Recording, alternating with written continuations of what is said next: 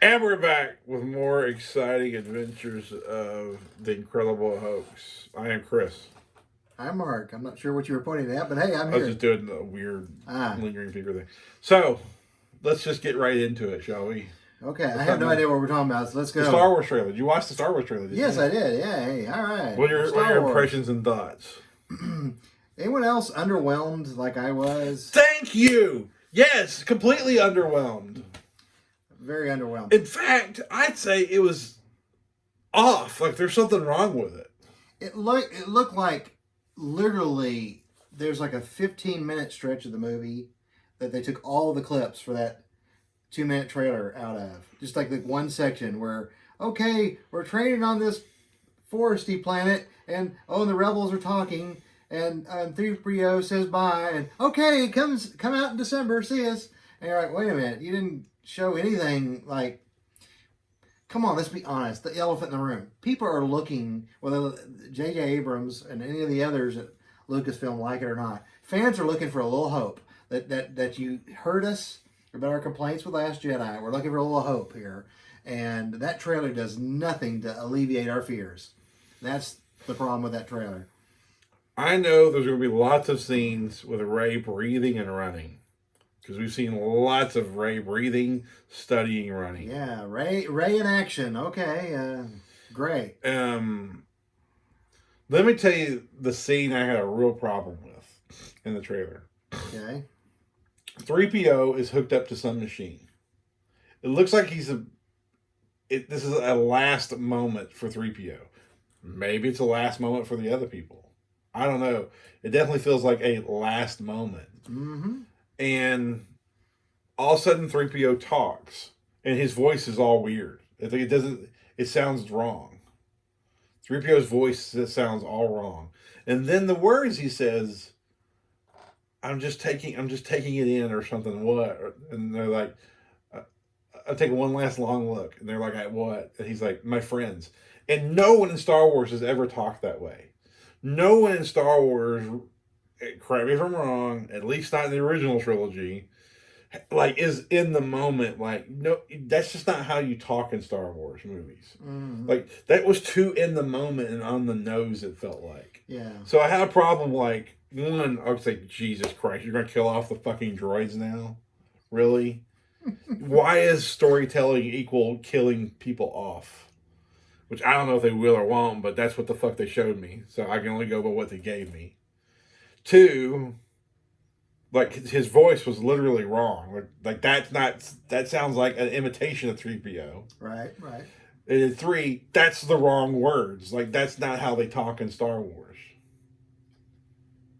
But no one's like in the moment. Star Wars is famous for Yeah. I love you, I know. Right. Not correctly analyzing the situation in the moment. Star Wars is Luke, don't go, but you know what if they die? Well, they fucking die then. I mean that's the kind of fucking mentality in Star Wars. Yeah, I think their attempts earlier to be, I guess, overly sentimental, you'll find in the prequels, and it is that Anakin and Padme teenage romance where all the bad dialogue. Mm-hmm. That's why everybody pans it because it doesn't. It's too on the nose. It's too. It's awkward, you know, and so other than that moment,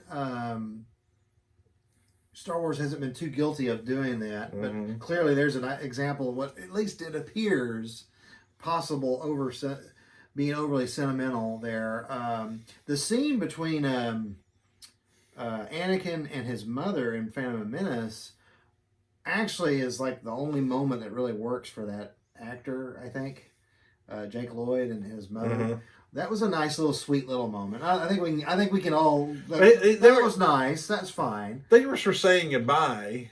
Yeah. It wasn't like they were analyzing the moment, if I remember right. Exactly. Were they?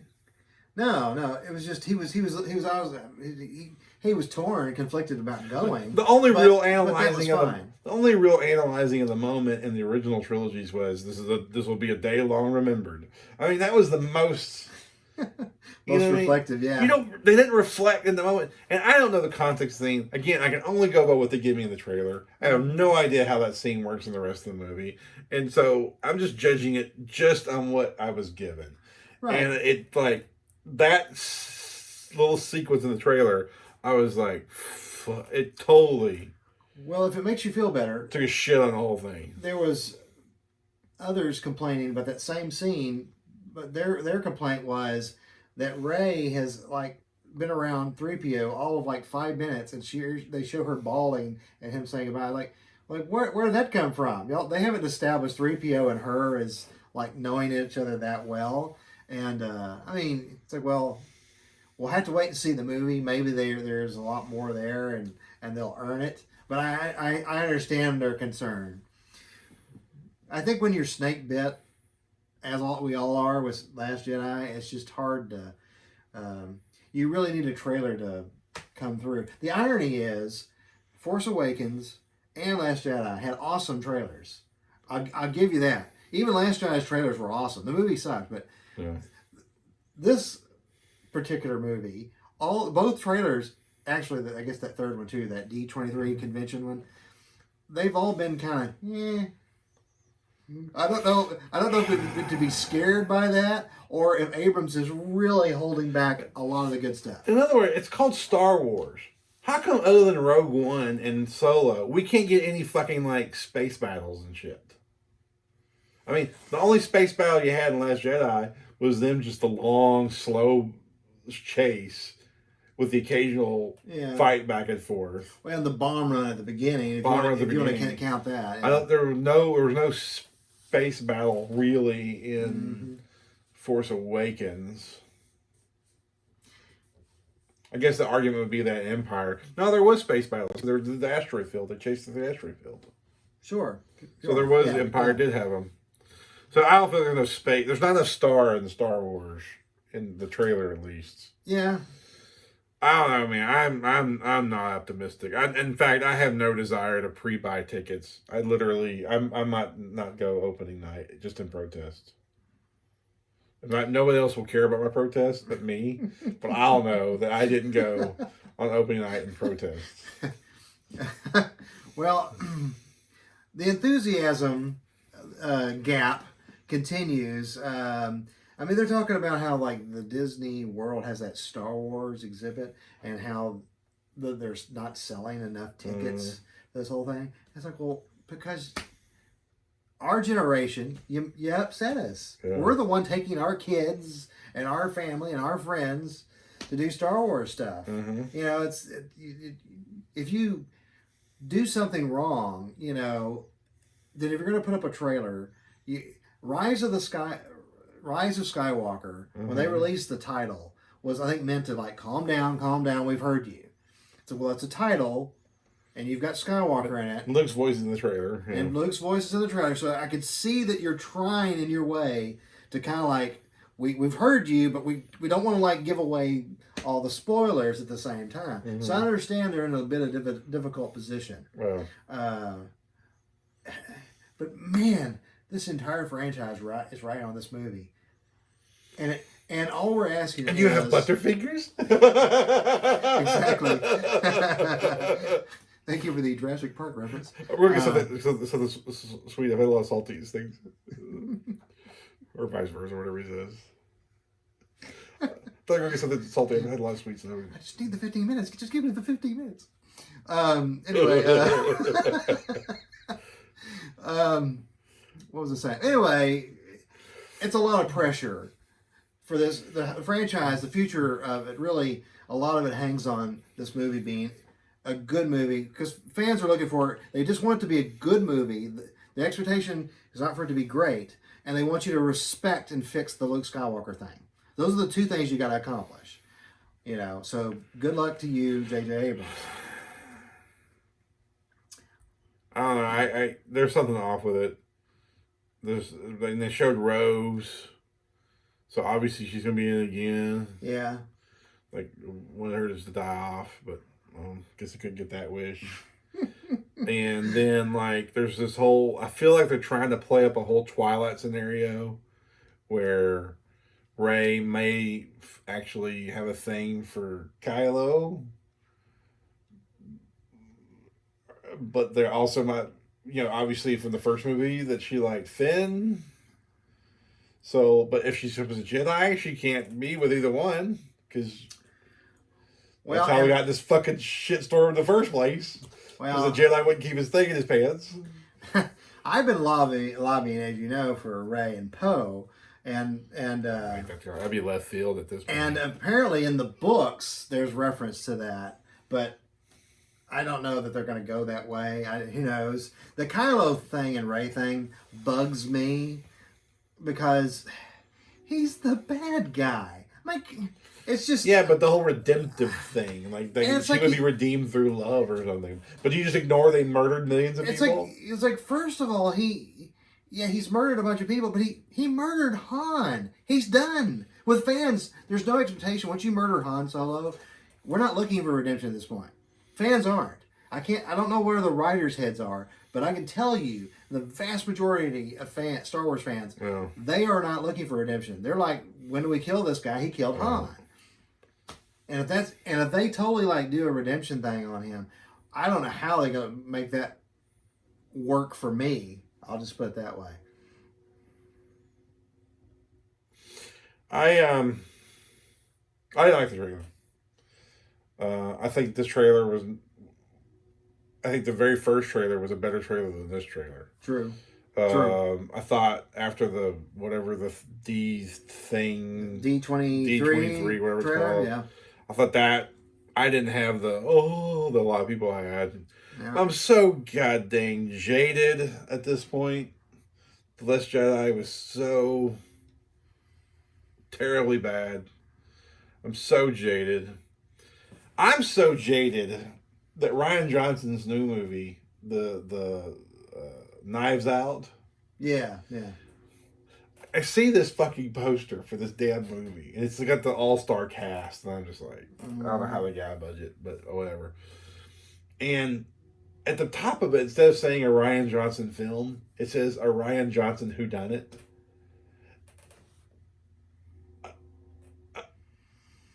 It's like, fuck you. You think you're being so cute and you're so clever, but you just fuck all of Star Wars, but you get to live your fucking life. And so I'm so cute and clever. It's Rian Johnson who done it. And it's like, you shouldn't get that. I don't want him to have that. He should. No, I'm with you, man. It should be a Rian Johnson film. You don't get to be cutesy no more, you motherfucker, you. You know what I mean? Yeah. You've lost your goddamn cutesy privileges are revoked. I know that's an intense reaction, but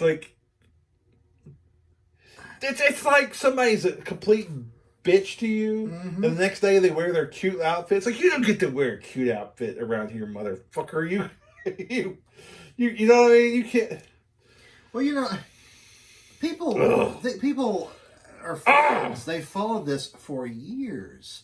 They've spent hundreds of dollars in the collectible items, blankets, trash cans, stickers, decals, whatever you arcade machine.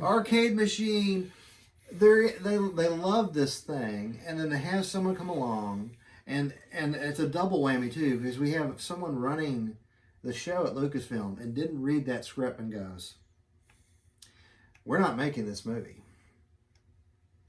There's a couple of ideas here that are really good, so this is fine as a first draft, but we're not making this movie."